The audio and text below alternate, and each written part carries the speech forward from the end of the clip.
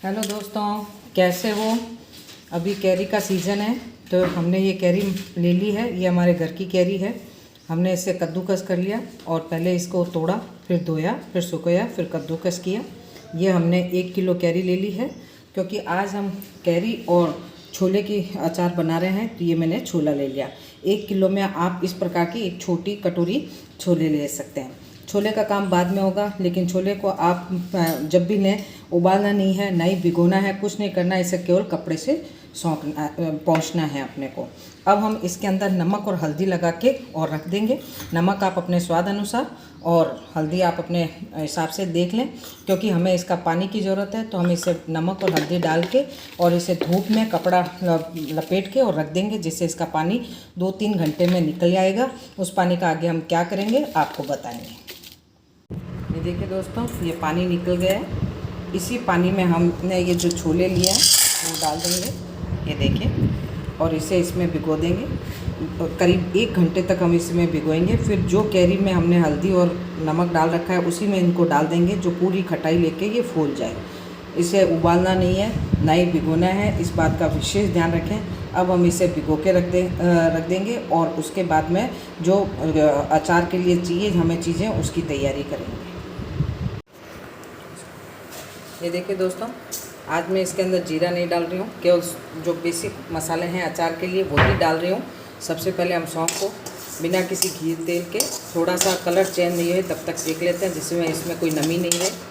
उसके बाद में हम इसके अंदर थोड़ी सी दाना मेथी डालेंगे। सौंफ का अगर आपको ज़्यादा पसंद है तो आप सौंफ ज़्यादा डाल लें, अन्यथा 2-3 चम्मच डालें। और इसमें 1 चम्मच जितना मैंने लिया है 1 किलो कैरी, उसमें आप 1 चम्मच दाना मेथी डालें और तो आधा चम्मच आप काला जीरा डालें। और इस प्रकार से आप इसमें डाल सकते हैं। और काली और सरसों है उसको भी हम पीसेंगे, इसमें सेकेंगे नहीं। पीली सरसों को भी हम इसमें सेकेंगे, लेकिन पीसेंगे नहीं, इस बात का विशेष ध्यान रखना। हमने 1 चम्मच दाना मेथी डाल दी, सौंफ को निकाल लिया। अब इसको भी हम सेकेंगे, लेकिन हल्का हल्का ही, इसे जलाना नहीं है, इस बात का विशेष ध्यान रखें। और ना ही हमें इसे पीसना है, इस बात का विशेष ध्यान रखें। केवल आपको सौंफ को दरदरा पीसना है और राई को दरदरा पीसना है।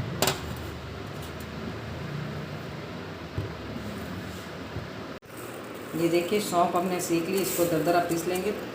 थोड़ा सा काला जीरा, जिसे सरसों के बीज भी कहते हैं, और ये दाना मेथी, जिसको भी हमें पीसना नहीं है।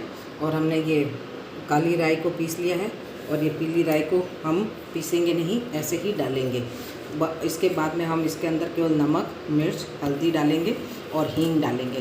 तो ये सब चीज़ें डालेंगे। पहले हम जो मसाले पीसने हैं, यानी कि सौंफ को दरदरा पीसना है, उसको हम दरदरा पीसते हैं।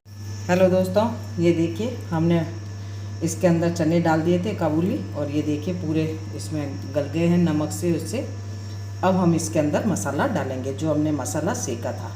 ये थोड़ा छोटा है तो हम बड़े भगोने में इसे ले रहे हैं। और अब बड़े भगोने में लेने के बाद में इसमें मसाले को सब में मिक्स कर देंगे। बहुत ही अच्छा बनता है,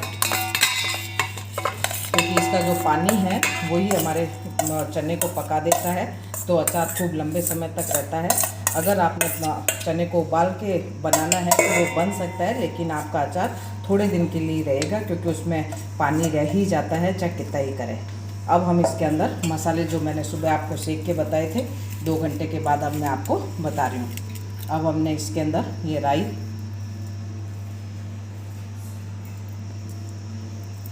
डाल रहे हैं, काली वाली राई। अब सौंफ जो हमने दरदरी पीस ली थी इसके अंदर,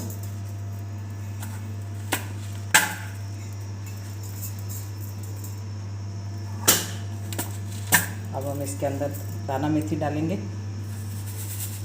दाना मेथी मुझे थोड़ी कम पसंद है, इसलिए मैं कम ही डालती हूँ। आपको अगर थोड़ी ज़्यादा पसंद हो तो आप थोड़ी ज़्यादा डाल लें। और काला जीरा एकदम कम डालना है आपको। तो मैं सारे मसाले, अब हम इसके अंदर काला जीरा डाल रहे हैं और पीली वाली राई डालेंगे। नमक आप देख के डालें, क्योंकि नमक में हमने इसे भिगोया था तो थोड़ा ही डालें। और दूसरा आपको मिर्च डालनी है और हींग डालनी है। तो सारे मिक्स करके मैं आपको बताती हूँ। तो दोस्तों, हमने सारे मसाले डाल दिए। अब हम इसके अंदर मसाले को रात भर इसी प्रकार से रखेंगे जो मसाले फूल जाए। अगर आप चाहें तो इस जगह पर थोड़ा सा हल्का सा सरसों का तेल जो हमने गरम करके ठंडा करके रख रखा है वो डाल दें, और बाकी तेल हम बाद में डालेंगे। ये आपकी इच्छा है कि आप कब डालें, और मेरा ये मानना है कि अभी थोड़ा सा तेल डालें और इसे कपड़ा से बांध के और 2-3 दिन धूप में रखें, फिर बाद में आप इसके अंदर तेल डालें। तो मैं अभी उसके अंदर थोड़ा सा तेल डालूंगी और इसे कपड़े में बांध के 2-3 दिन धूप में रखूंगी, और उसके बाद में आपको सारा तेल मैं डाल के बताऊंगी। ये देखिए दोस्तों, हमने अब इसके अंदर पूरा तेल डाल दिया है। तो बाकी अचार के लिए जिस बातों का ध्यान रखना चाहिए उन्हीं बातों का हमें ध्यान रखना है। तेल हमें पहले गरम करना है, फिर ठंडा करके डालना है। और अब इसमें ये करना है क्योंकि हमारे 80% जो है चने इसमें नमक और हल्दी के पानी में पक गए हैं, लेकिन अब इसे आप हमें कम से कम अगर 5 से 6 दिन आप किसी भगोने में डाल के कपड़ा लगा के धूप में रखोगे तो ये अचार बहुत ही अच्छा बनेगा। और इस अचार में आप चाहें तो कद्दूकस करें, आप चाहें तो कैरी के छोटे छोटे टुकड़े डालें, आप इस जगह चाहें तो हरी मिर्च को भी काट के डाल सकते हैं। हरी मिर्च और चने और कैरी का बहुत ही बढ़िया अचार बनता है। तो मैंने आज हरी मिर्च नहीं डाली है क्योंकि आपको वैसे पता ही है कि हम मिर्चें कम खाते हैं। तो ये अचार बहुत ही शानदार दिख रहा है, ये देखिए।